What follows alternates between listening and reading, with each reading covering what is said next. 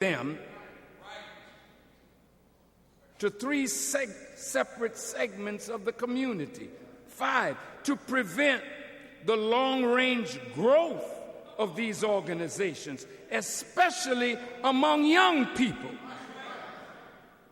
Now, here's the tactics that they used. There was no black organization that was not infiltrated by agents and informers of the U.S. government to discredit and disrupt. They used dirty tricks, including the planting of false media stories, bogus leaflets, fake publications. They forged correspondence, sent anonymous letters, and made anonymous phone calls. They manipulated or strong-armed parents, employers, landlords, school officials, and others to cause trouble for the activists. And they used law. They conducted break-ins, vandalism, assaults, and beatings. The object was to frighten dissidents and disrupt their movement. Now, let's look at this thing called crucifixion and see how it's carried out. You know, crucifixion was used by the Persians, the Greeks, the Carthaginians, the Macedonians, and the Romans. It was reserved for slaves, rebels, pirates, and especially despised enemies and criminals. Crucifixion was considered a most shameful and disgraceful way to die. They would take the person, strip him of his clothes,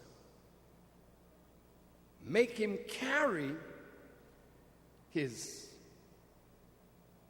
cross to the place of crucifixion. But it's all public.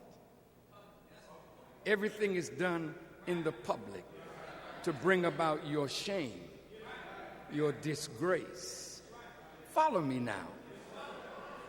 Strip you of your clothing, then they nail your hands and your feet. None of your vital organs are touched, so that you can hang there for hours and for days. Defecate on yourself, urinate on yourself, and some they would spear in the side. But Jesus, they had something special for him, according to the book. Since he was supposed to be the king of the Jews, they made a crown of thorns for him. Put it on his head. I'm coming to you in a minute. They nailed his hands, they nailed his feet, they pierced him in his side, and they let him hang there. People spat on him. Boy, this is some deep stuff. They leave you in the public, and passers-by would throw things at the crucified one.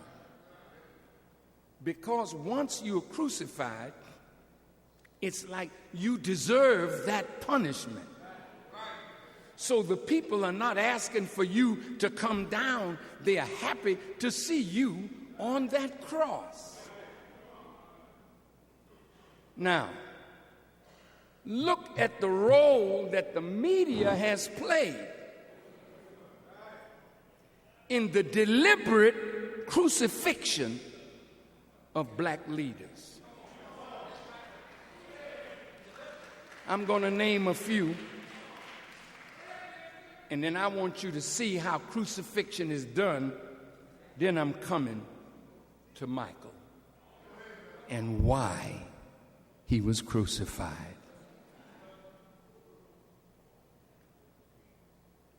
Denmark Vesey.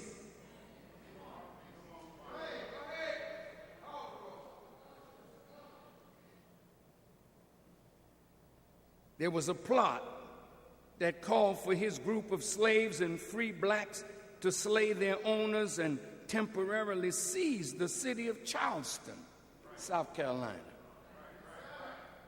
They planned to sail to Haiti to escape retaliation because they were impressed with the revolution that took place in Haiti with Toussaint Louverture and Dessalines.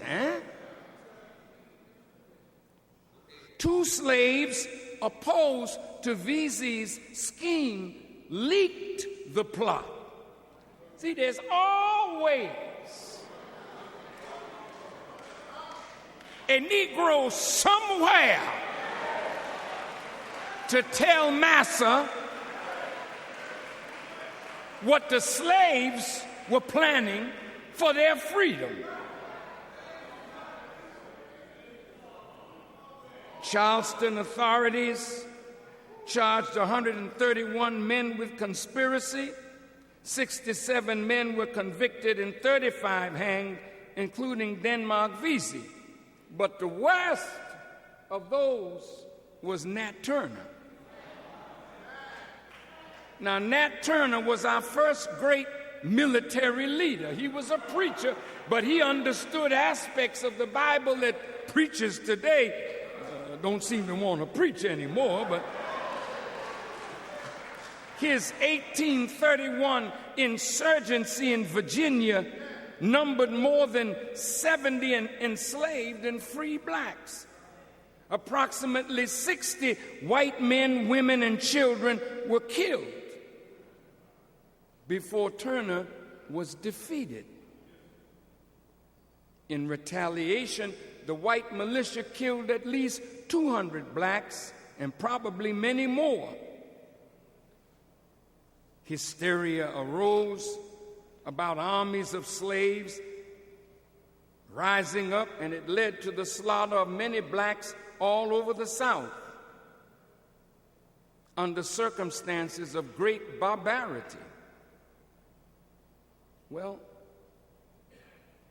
they severed the heads of those that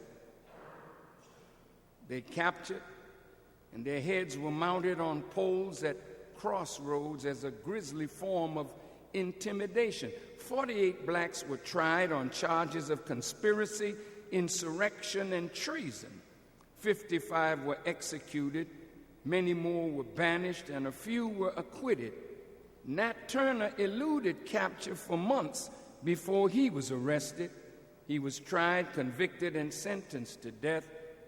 He was hanged on November the 11th, 1831, in Jerusalem, Virginia. Now let's become more modern. How many of you have heard of W.E.B. Du Bois? He was a great scholar among us. Du Bois started as a staunch integrationist, like many of us.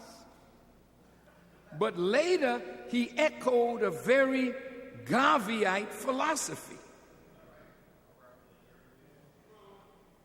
W.E.B. Du Bois, that talked about the talented tenth and opposed Booker T. Washington, was also an opponent of Marcus Garvey.